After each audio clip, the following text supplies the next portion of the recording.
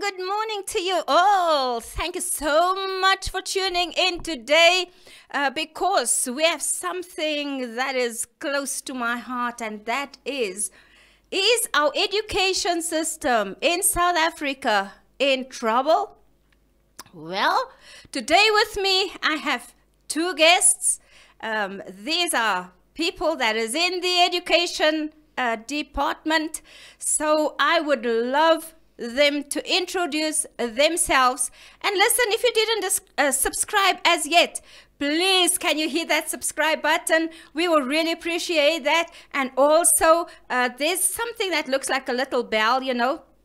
You can just also just tap on that bell, and then you'll get some notifications whenever you want to know what topic is up, who's talking. Hit that notification button, and we will notify you about the Inside Show. You are actually on the Inside Show with Talk with Joan Thursdays. And now I would love my guests in the studio to introduce themselves. So this is Renee. Good afternoon to the Inside listeners. I'm so excited to be here. I'm Renee Dobell. And I've been in teaching for the past 3 years, and I'm excited to be here. Hey, awesome, awesome. Thank you for coming, Renee. We really appreciate your presence here. And then with us, we have Dr. Kathy Fonseca. So if you can please introduce yourself. Thank you, Joan, for the invite. I'm really excited to be here. I'm Kathleen Fonseca. I'm a lecturer at the University of Johannesburg in the Department of Childhood Education. I just need to add that I am working at the university, so I'm not necessarily representing the views of the university. So these are my own views. Oh, okay. Awesome. So I actually want to do this because I respect this woman such a lot. I respect teachers. Guys, I honestly do. I take my hat off for teachers because I feel that in today's life, it is really a very demanding job, if I may put it that way. And today, I am so happy to have Dr. Fonseca with us here. Oh, I am so excited to have her right here next to me. So I want to just tell you, Dr. Fonseca is responsible for teaching mathematics content and methodology courses at undergraduate level. So she's a quantitative researcher and have her honors levels and chair of the foundation and intermediate phase focus group. She obtains an honors and a master's in maths, guys. In maths. That's why I salute you, girlfriend. At the University of the Witwatersrand, and she has a doctorate at the University of Johannesburg. She taught mathematics at primary and high school for 15 years. Wow. That is awesome. I must just tell you, she needs a round of applause. Yes. Yes. We really thank God for you. Yes, we have doctors in the house too. Doctors in mathematics. Oh, and I'm happy to have you with us. Thank you so much for coming and joining this conversation. Well, beloved, you know, I like to start with a mirror. So today I'm going to have something. I want my guest actually to take their mirrors, and we're going to do something now. So the person looking back at you, or can I say the image reflecting at you right now, right, is the Minister of Education. So you are Minister of Education, Dr. Kathy and Renee. What will you change in our education system? Okay, can I go? Yes. Wow. So education and teaching and learning in general is a very complex system, process. So there are so many things. So I think get the basics right, and first so we have 3 bands. So, first get the general education and training right. And then I know as the education system, we've tried different avenues after a grade 9. Just have different streams of education to accommodate people's abilities and their interests, and not just have a one mainstream academic focus, but have vocational schools, technical schools, which is functioning and providing a good quality that would feed into what we need to build our economy, and also in terms of fitting globally in the world as a country. Absolutely. I fully agree with you. Well, I think first and foremost, I'm going to move away from the curriculum part and all the seriousness of education. And I would look at what is currently needed in the education system. For instance, the fact that our children require leaders that are reputable. Yeah. They require leaders that not only listen to them, but walk the journey with them. So a lot of the disjunction in communication between leadership and between what's actually happening at ground level happens because most of the time there's a assumption that this is what's happening in schools, and that is what we're going to create. We're going to create different programs because we think this is what's happening at school. But then when the program is rolled out at ground level, there's not a follow-up. So what happens is there's a bigger gap, there's a bigger disjunction between what's happening at provincial and so will you at ground change level. that? I would. I'm ready. I would want to step into that side of education and say, listen, let's try and listen to what's happening at ground level and see how can we make the programs fit. Smaller, yeah. How can we make it fit? Not one size fit all, because not all schools are the same. Yeah. And I think the assumption is that all schools are the same. We have the same resources. We have the same training for teachers, like Dr. just mentioned. And I think that there's that disjunction, there's that gap. That's why we have a situation now with the Minister of Education where our matriculants have to rewrite.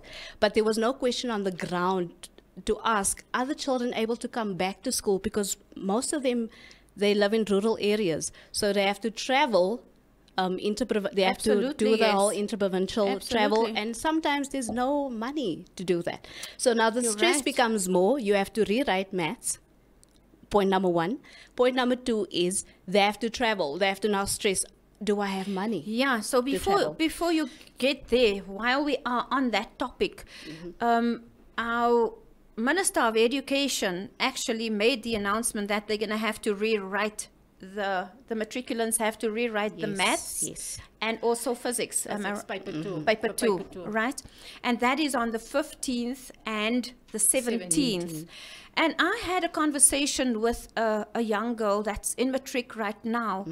That child is so stressed out. I think, I don't know. And she says, I just need the energy to actually frame my mind to rewrite.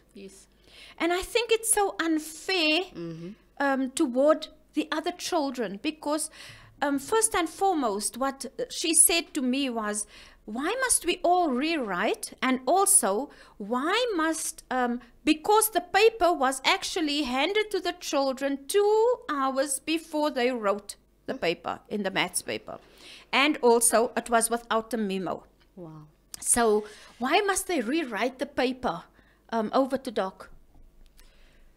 Yeah, so it is a tricky one. So maths and physics, they are very, high stress related and very effective subjects. So there's a lot of anxiety going with that. So writing the first paper, you were already anxious and stressed out. Absolutely. So when you were done there, you thought like, it's behind me now. Whether I wrote it well or not, you just exactly what she put said. it over to the universe or whatever, and you wait for your results. But now to going through that and anticipating thinking of like, now, are they going to punish us now? Is Yeah. the standard going to be higher, Higher. now, because they see like, we need to be punished.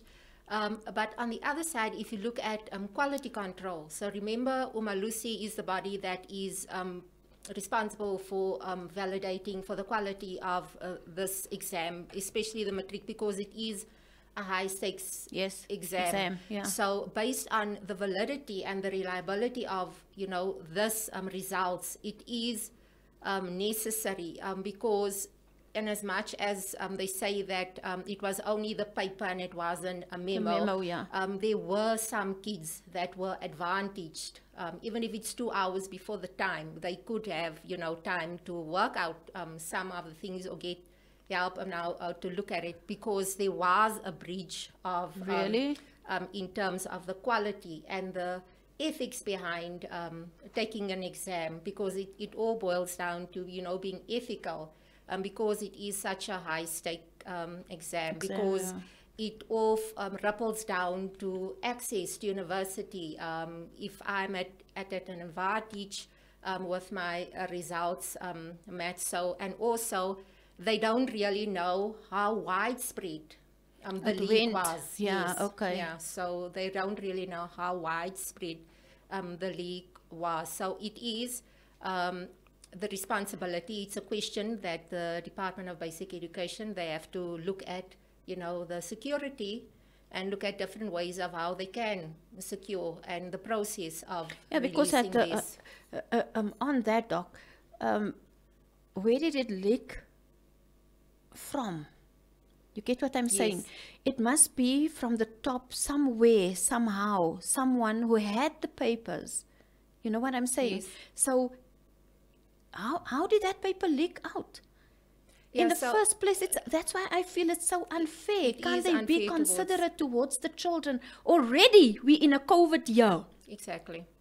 And we know that as matriculants, they already stressed. There's a stats that goes, matriculants are under such a lot of pressure that they actually become so suicidal. And, that pressure and anxiety is already there. Now, to top it up is COVID. Yes. The children didn't have a normal year. Now, they must rewrite 2 important papers, which is mathematics and physics. So, how do you get that? How's the system then, man? That a paper must leak out, because it must come from there. Yes, definitely. It is the people who's working in the exam division who's got access to the paper. So I think it was a PDF, because most, it's a PDF that was leaked. So it was sent, because it was sent via WhatsApp. That's what I've read, that it was sent via WhatsApp. So it must be... And this was from Limpopo, is it? Yeah, I'm not sure which province it actually was, but it was, sent via WhatsApp. And I think I've read an article, something that it was about, they said about 200 students, but they're not certain at this stage of how widespread, I think, and that is why they feel the need to rewrite, because they don't know how widespread. These were the kids who were caught with it, but they don't really know. But this is widespread, but with all the previous years, we had issues in Mpumalanga and those provinces where there were leaked papers and stuff. But I don't think it was at such a widespread and huge scale that it necessitated for a rewrite. So I feel it's so unfair to class 2020, don't you think so? Don't you think that really department can be a little bit more considerate and more... I would agree, and I think I've read a tweet from Professor Jonathan Jansen, who said that, for this year, if people is going to assign a symbol to performance, then that person needs to be instituted. Because this is the year that we cannot... a symbol does not mean anything for this year. I agree. So that is just then the question of why do we need to rewrite, because obviously it is for students, it's not going to be reflective of that student's ability if he gets an A or B or a C. We can't really assign ability and quality of education out to symbols this year, especially for this year. But I think also that's, hence I'm saying that the idea and the function of education within South Africa right now is focused on the top down. There was no question, like there was no kind of questionnaire sent out or type of mechanism to gather information to find out, is it okay for the matriculants to write this time or, this date? Communication.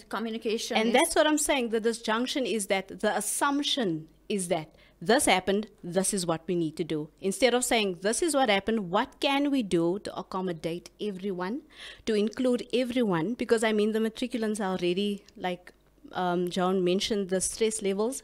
Remember with COVID, everything changed. Absolutely. The mental wellness, the issues went through the roof. Absolutely. Now we have to add that on top of the matriculants. Are we serious? Are we not thinking? Are we not human beings at the end of the day? Because I think not only with students at the moment, even with the teachers. Yes. And most of the time there's no focus on teachers' wellness.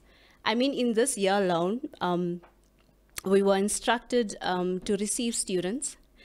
There was a lot going on there. I personally know of colleagues that lost family members during the lockdown period. Yeah. And they just had to come back, and we had to fill in the gap. We had to be the health professionals as well as the teacher. So we had to sanitize, we had to scan, we had to stand in the gap. And we were promised, and this was a national program that was rolled out by the Minister of Education, saying that we will send you brigades. But when the schools actually opened, there was nothing. We had to stand in and do everything amidst all the things that was happening with our mental wellness. So hence, there was a lot of teachers that had to either go for therapy, they had to be booked off for 3 months, 6 months, because of their mental wellness issues. So I think we have to really gauge with the issues at hand before we can actually get education back up on its feet. We need to understand that what is the issues with curriculum. And we need to go back to the drawing board and design a curriculum that is functional for the South African society. Absolutely. And not from another country. Exactly. That is implemented here, because it's different. And the more we're going to continuously look, yes, we can look at how the other structures, educational curriculum and policies are constructed. We can learn from there, but we shouldn't take what we can just learn from it and start our own functional that is well suited for the citizens of South Africa. Absolutely, I agree fully with you there. Because you know what, I remember there was, because I know I went there until the riot started, the Rand College, for instance, the training for teachers though. Yeah. I then see matriculants that goes to school and teachers. I know of a year where a matriculant actually went to it's a private school, but from matric to teach a child. Is that current? Was that recently? Or? No, that was when my children was still at school. But you still find that. Yeah. You still find that. There are some schools that do that, so they identify good students. Yes. So they grow their own timber. Yeah. So they identify matriculants and they employ them as interns, but then they do distance education. So they would do the theory part, and then they do the practical.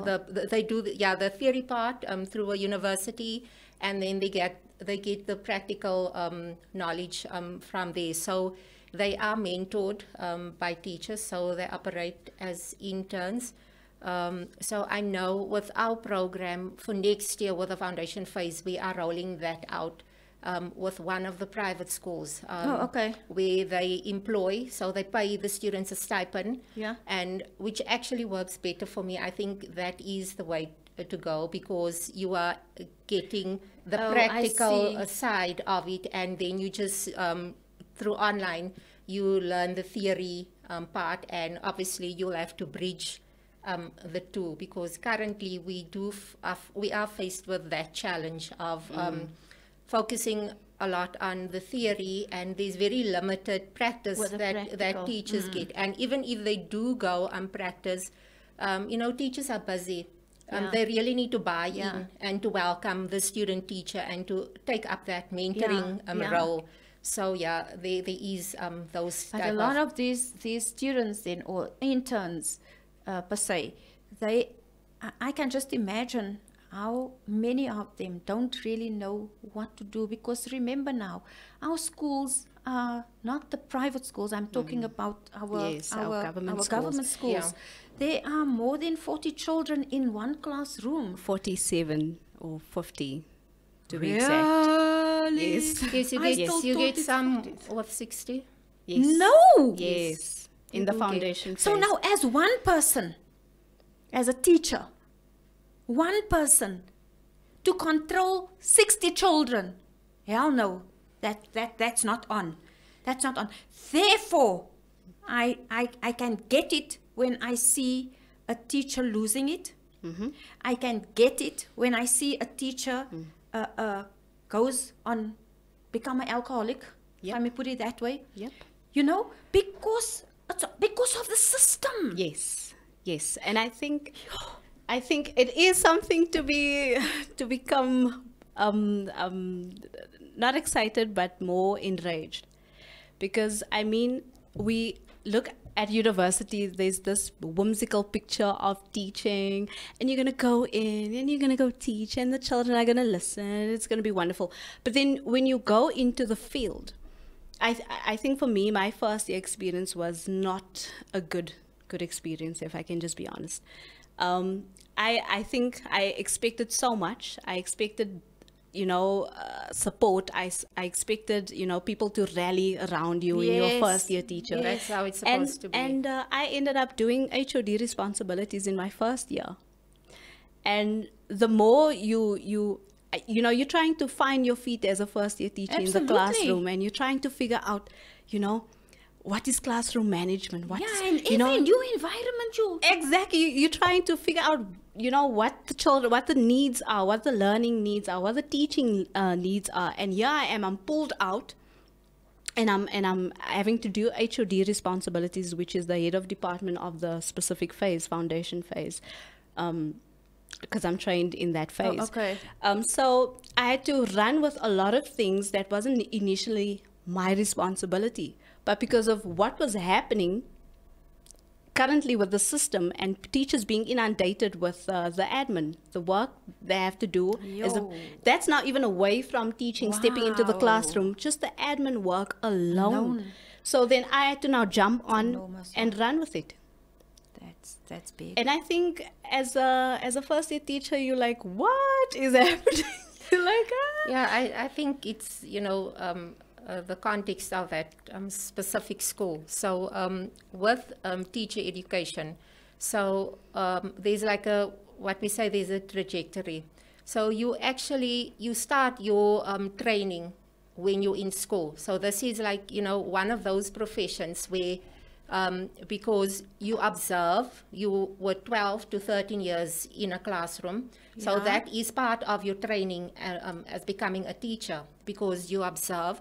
So what we find is that in university programs, so we try to, to change the mindset of what was observed, especially if it was bad teaching that you observed for 13 years. Right. So we try to do that in 4 years, just to give you a different perspective of what teaching is about.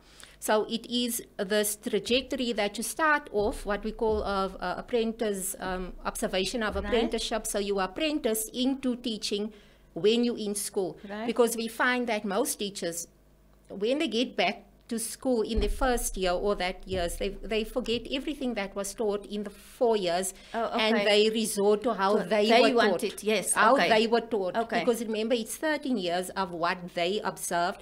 So they pick up pedagogy of how the teachers taught. They pick up, you know, attitudes and stuff like that. So it's much more, you know, what teachers say and what they do. So in her case, so it is the responsibility of the school to mentor, especially first year teachers or, you know, novice teachers, that there should be a mentor assigned to a teacher, because obviously it's impossible to learn everything in 4 years, and now you're actually thrown in that class. Into the deep. Yeah, so it is the responsibility of the school, management of the school, to make sure that a mentor is assigned. And in a case of a first year teacher, the HOD, because that's why you have structures in place. So the head of the department knows who's coming into the department, who is novice, who's new, and who to assign, or, you know, just take that teacher or assign a more experienced teacher to just walk the road with that because first year. I remember, Doc, I remember back in the day, they had the teacher was at college. Then they go through their training, and then they are assigned to a school, and then there was a inspector who came, right? And while the teacher is having the lesson, the inspector sits with 2 others, and they actually crit the teacher, and they go back and tell the teacher, well, this is what you need to do. I think you weren't prepared for the lesson and things like that. So therefore, we had exceptional good teachers. You would know. And don't you think that that's a loophole? Therefore, we find the situation where a teacher cannot even give a good lesson, if I may put it that. They can't articulate the lesson, man. They can't tell the child that you in mathematics. So the teacher don't even know how to explain. How do you get to that answer? Yeah. Okay. You with me? So we also need to be mindful that we in South Africa, we are a very unequal country. So we cannot, even if it's, how many years is it now into democracy? We cannot 20 something years. Yeah, 26 or 25. Yeah. We can't shy away or run away from, you know, our apartheid past. So we do have teachers still in the system who come from different. Remember, we had House of Representatives who were the coloureds who went to Rand College. Absolutely, yes. You had teachers who were trained under Bantu education. Yes. So we still have all this inequality in our education system. Yes. So like when I started off to say that, you know, it's very complex education because we need to take into account all those things. So I don't know how many years are we going to get, like, you know, just a new set of teachers that is properly trained. Yes. Especially with in terms of the content, because you can't teach what you for yourself do not know. So absolutely. So like your subjects with maths and science, you need to know the content at the very deeper level and the pedagogy that you know how to teach it. But we really can't, you know, ignore the inequalities in our country, and to look at teachers, especially, you know, from different backgrounds and how we were trained as teachers. Yes. So we do have a lot of the older teachers still in the system, and I know they do have, you know, trainings to upskill teachers, but it's very limited. You can't do justice. It's like you have to take out all the teachers out of the schools and give them a retraining and then send them back, which is not, it's practically, it's not possible, it's impossible. It's impossible to do that. But don't you also think, with regards to all that, Doc, I'm saying, I don't know how to say this, but say it. I don't know how to say this, but don't you think also with the different, can I put it, ethnic groups, right? And so now the articulation of words. I mean, children in primary school, or they come with that type of articulation. Sometimes they can't even hear the teacher on the other side. They don't know what the teacher's saying because their ears are not tuned in to that type of language, if I may put it that way. Yeah, so the issue about pronunciation, so where it mostly will affect is where you have to teach, especially in the foundation phase, like if you have to teach phonics. And you teach phonics, phonemic awareness and stuff, because it is how you pronounce sound, so how you teach sounds. So that is where it would impact. But I also know, and it is, I totally agree that, you know, our education system is in trouble. No, but they are trying. So there are, you know, pockets of intervention that is happening. Yeah. So I know. I'm happy to hear that. There's definitely, because there was a study conducted, I think it's in Mpumalanga, where they actually gave teachers iPads, especially with the pronunciation, where they could listen and to pronounce the correct word to teach it. So, you know, whether it's pilots, just to see if it is going to work. So there are a lot of research going on in terms of, you know, how we can improve, especially with reading. It's a major problem in South Africa. And especially the transition. There's this whole debate of whether, you know, mother tongue education, should it be the first 3 years and then kids should swap to English in grade 4, or should they just stick, you know, to mother tongue. But there's this whole debate about, because English is also seen as, you know, it gives you economic access. Absolutely, it does. It's international. Yes. So that is where parents come in, and they want the kids, you know, to be educated. So there is this whole debate of should the languages be taught, you know, due. So if I'm a grade 3 teacher, I would teach maths in isiZulu, and then I would teach it in English. So there are these, you know, investigations that's going on to see what is best to assist in, because we found that grade 4, our kids can read, but they can't, there's no comprehension. So that is, so also like the terms results. So why is there no comprehension if they can read? Because I read, because my mother would force me, I will memorize the words, but I can't comprehend what I've been reading. So because it is that whole language. But I think also, that's like a hot topic for me in terms of literacy. I mean, if you look at the Pulse report, if you look at the NEDU report, that in South Africa, literacy is at an all-time low. And the question of comprehension, I'm going to come back to the languages. The pronunciation, fluency, accuracy when you read. I think most of the time, our understanding of reading sometimes is that when the child is fluent when reading, that the child is a reader. But like I explained my parents, that the child, for me, a fluent reader for me is a child that is able to read and comprehend.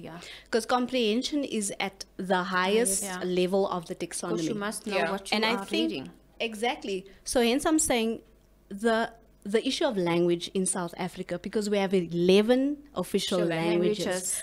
So sometimes in my classroom, in the foundation phase, you have a child that probably has like 8 languages. So English now, the acquisition of English now becomes the 7th or 8th language that this person has to learn. So now not only they have to learn the language, but they need to understand in that language. So it becomes a congested issue within South Africa. Hence I'm saying we need to move away from the curriculum that we currently have, and we need to stop shopping around for curriculums and really start our own that is suited for our own children. What is our current curriculum now?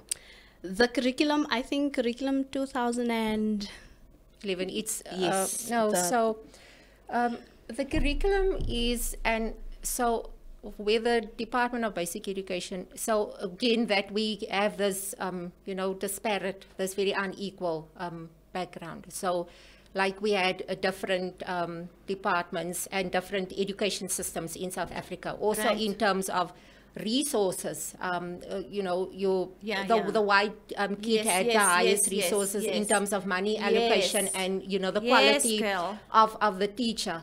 I agree.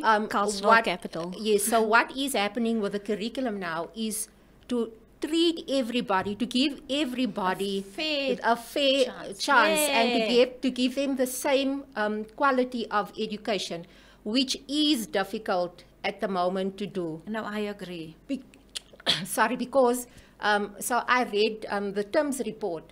So 70% of our kids in South Africa is in your lower poverty schools, your quintile 1, 2, and 3. Then you have 30% of 4 and 5, and only 8% is in the independent school. So to do justice to 70% of the kids and to give everybody equal education and stuff.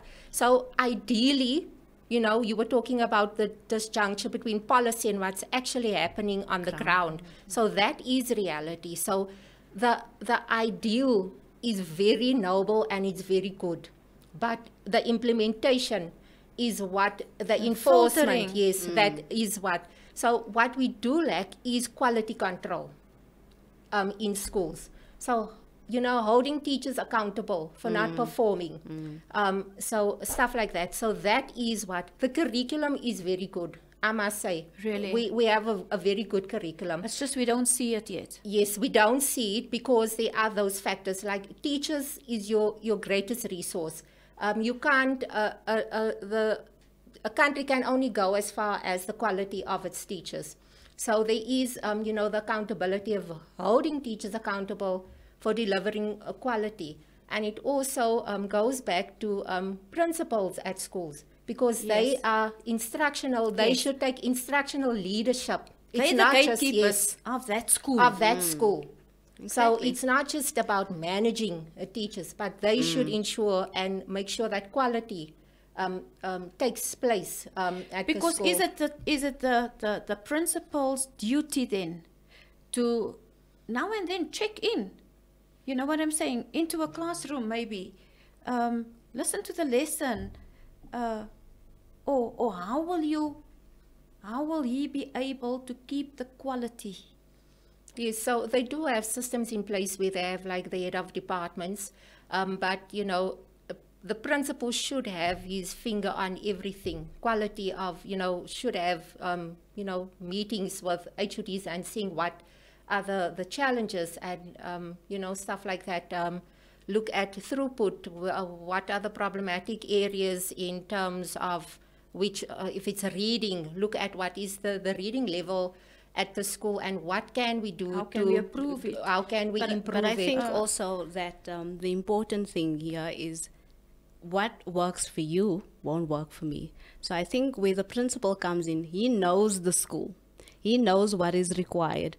So if somebody says, we have to do this, then he also needs to question and say, you know what, is this going to work for the school? Is it going to up the quality of our learning and teaching currently, as opposed to just taking and running with something, or like if something is working, if the management, not in terms of how to check on teachers and stuff, but I mean how learning and teaching occurs in the classroom. If something is working and something else comes from the department, I mean, isn't it always a good thing to check to say that, okay, this is working, so I don't have to necessarily change it? Because sometimes whatever is communicated through the department, it becomes like the Rhema word. It's like you have to do it. If you don't comply, your school will be either targeted for something or, that type of thing.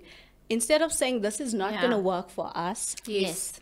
But it's a lovely thing, but this is working for us right now. But now we have a situation where we're just taking. Because it's a different type of area, it's a different type of child. And I think that is one of the major issues with the South African education, and as much as that they want uniformity, they took autonomy away from teacher and the agency from the teacher, because you are the expert.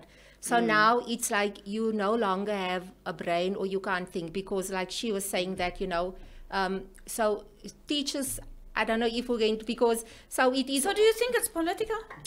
I think it's based off mistakes from the past. So remember we had the OBE education. So with that, it was, you know, the teacher was the expert. You had free way. But then our teachers were not trained. They were not, you know, they didn't have the skills for that.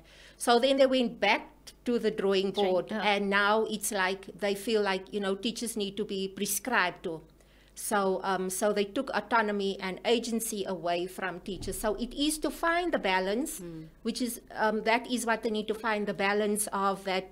We are prescriptive to the certain extent, maybe in the curriculum coverage. Yeah, because that is the way they see it. Yes, but implementation, what is going to work in your context. Exactly. But I think that there are, you know, some schools like your, this is just my own opinion. I think there are some schools where teachers still, you know, do their own thing and stuff like that. They make sure, you know, they tick the boxes for the DBE.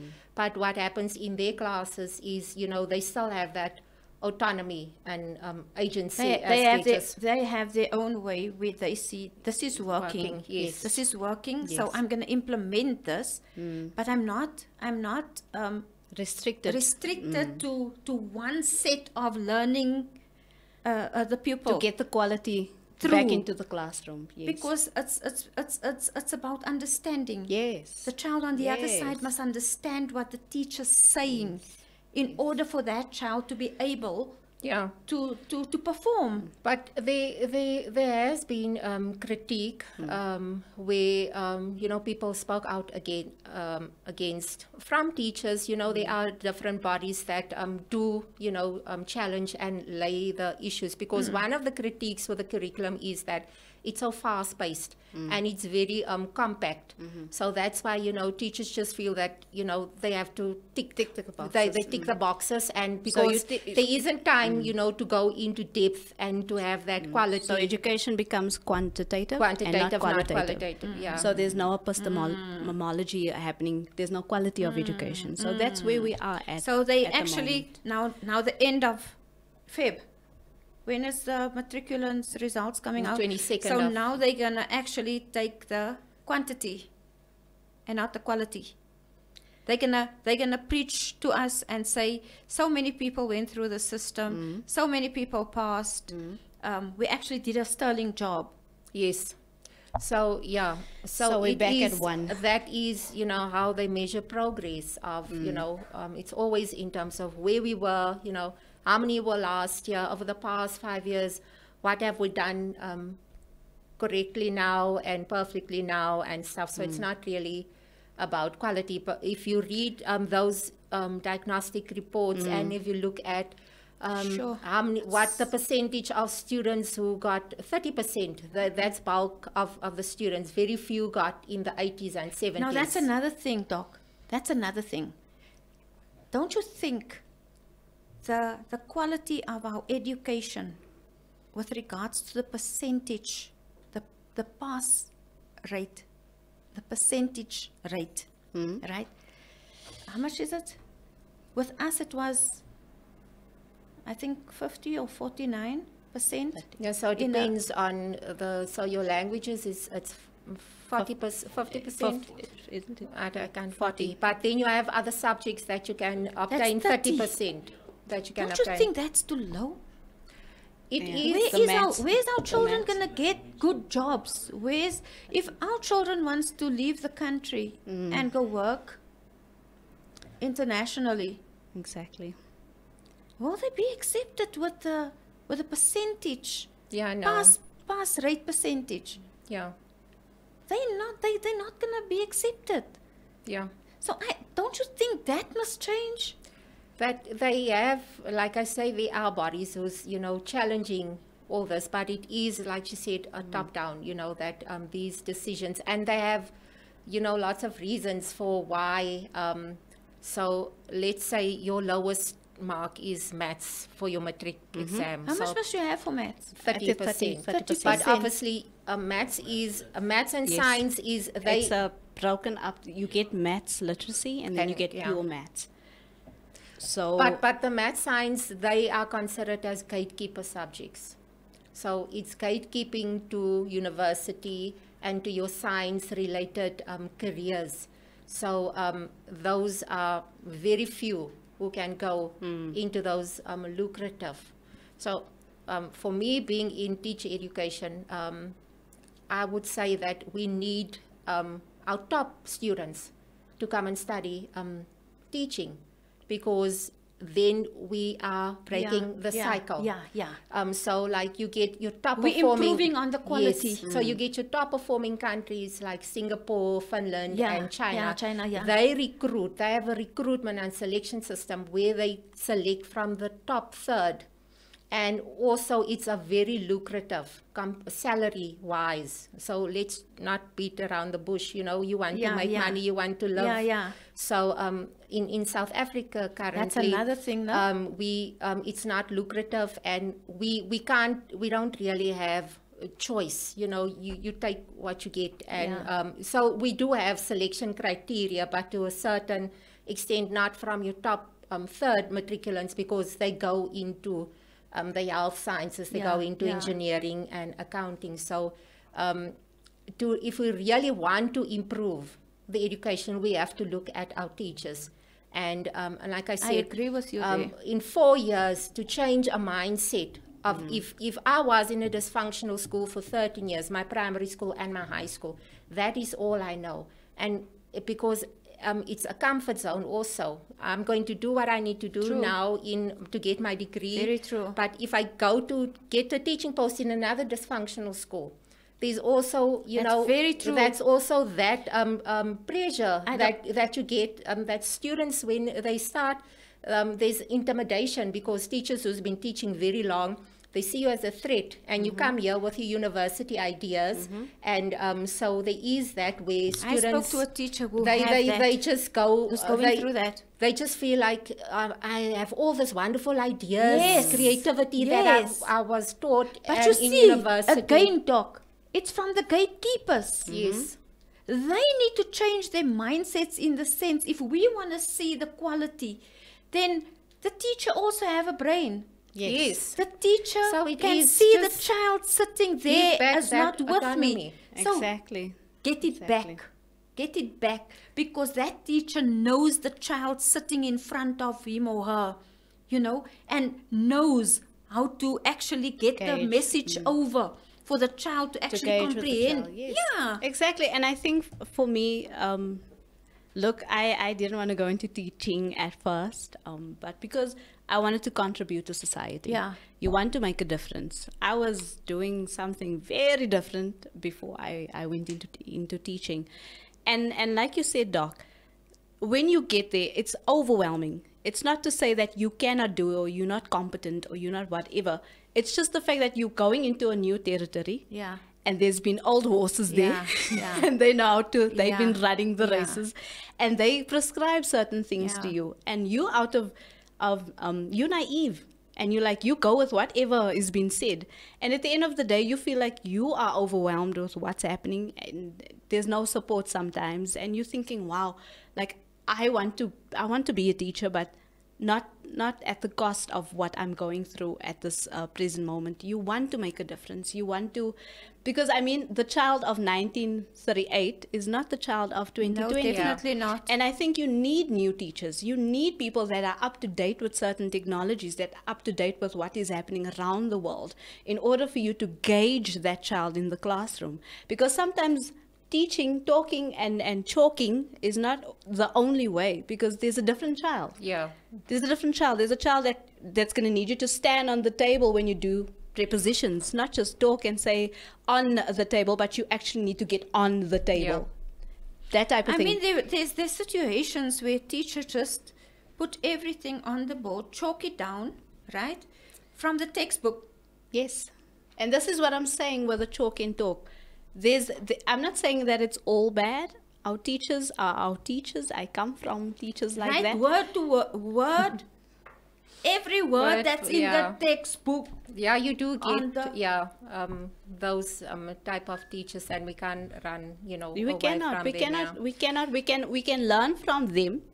But I mean, like you come in with your own vibe and you're like, okay, let me try and see, is this going to work? If I try this, let me try and gauge this child because this one learns this way, and you try. But then sometimes you're being discouraged in what you are doing because this is how we do it. This is how we've been doing it. This is what the department wants, so we are going to do that. So in a sense, it's not only the department taking away your autonomy, it's in the actual school that your autonomy has been taken away. Really? So you can't do, you must do what the principal says. That's gonna fly. In some schools, you're like, can we try this? I know sometimes I was all over the place because I'm trying to gauge the child, because you pick up the reading and you say, okay, but this is not going to work. You see the so lack. let's try something else. Maybe we can gauge this child this way. Yeah. And then it's like always, what do you want to try now? We've been doing this, so try and do this. So a lot of the time you become discouraged and you're like, okay, I'm trying this and I'm trying to get this, but then I'm getting a lot of like backlash and I'm like, okay, I'm just not going to do this. So it's not to say that I've got my degree, I've studied my 4 years. We just to come back to that point, I had lecturers crazy where they would come into the classroom and observe. And for 4 years, the first year's observation where you just observe what the teacher is doing, where you've been sent. And then for the 3 years, and in the final year, you are the teacher. So the lecturer comes in, set up an appointment with you, and then they observe you, and then you get your crit. And only based on that, you are either passed or failed based on the crit in your final year. So that still happens. Oh, so it's still. I didn't know happens. it still happens, eh? I know at the. Yeah, it's very strict. So, Yes, it sorry is. to break your word. So, students need a certain amount of notional hours where they have to, go for practice teaching. So, from first year, so with our campus, we have what we call a lab school. So, Right. it is a teaching school. So, it's based on our campus. Right. So, from first year, our students, they go in cycles. So, they observe, they teach with the teacher. It's just to bridge that theory practice gap. I think if COVID taught us anything, is that we can't do things the way we used to do. So like we have this concept that we teach we train teachers for the VUCA world. I don't know if you heard of that acronym, VUCA. So it's volatile. We've seen things change rapidly, and that is what COVID taught us. It's uncertain. We live in uncertain. Right. Complex. It's very complex, and we need to look at things are not in isolation. Yeah. So we need to look at things in perspective, in relationships, and then it's very ambiguous. So that is what teachers should be trained, and we should become aware that we are definitely we're also preparing kids for a VUCA world, Right. which Yes, is we are. a volatile, and so that is where it comes to this whole thing about the 4IR. So there is this debate of that we should first get the basics right. We're currently struggling with in South Africa. And then we have to look at things like computational thinking. We have to look at coding. We have to look at robotics. Right. So because we have to, compete globally Right. as a country. Right. We have our economy. And the world is moving to a very automated Very true. world. Yes. So that is what, just to find the balance, getting the reading right. Because if you can't read, you won't be able To to write, you won't be learn able to to code think. Yeah, or anything yeah. like that. So get the numeracy, the maths right Yes. before you can think about computational thinking. But it is to find the balance in getting, because there is this not new move, but there is a need now.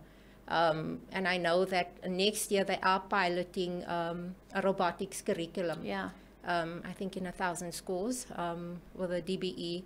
So there is, these things that they are adjusting. the curriculum, but I think it's just, it's a very tricky balance. It is, yes, to get the basics, because we cannot you ignore can't run the away basics. from it, to get the basics right, Okay, so we're almost at the end of our show. So I would like to ask the last question that's burning in my spirit. And that is, is a matric certificate still necessary? Because I know students work for a matric certificate and think they're going to go and fly the world with a matric certificate. What would you say? Is there still value in it? I think we have to rethink what we mean by a matric certificate. We should look at different, that is equivalent to a matric certificate, that you would have your 12 years of compulsory, schooling, or like what they tried with a grade 9 exit, and then where kids could go into vocational studies. So whatever direction they want to go into. So if you, academically inclined, and it's just to rethink, when do we exit? So they tried giving kids the option that you could continue after grade 9. You could continue with a further education and training band for kids who's more, academically inclined, who wants to do their traditional subjects. And then they had the grade 9 exit, which your 3 years you would do a specialized vocational training, but then you would also have like an equivalent to a matric certificate in your training. So I think we definitely need to rethink the traditional matric certificate, because I don't have stats, we work with research and you can only talk like when you have stats, but there's a very few, I also don't know the unemployment rate, but if you think of kids who matriculated last year, who could not get into any tertiary further study. See how many matriculants are at home. At home. And for those who's going to qualify this year, so what is in place for them? So we definitely need to rethink, our streams of education, and, should start earlier. So like, now they're trying with robotics, and not all kids, would go into that, but just giving kids options. That the directions that they can go into. Just having options, because currently it's very limited in terms of, what other different fields you can go into. Sure.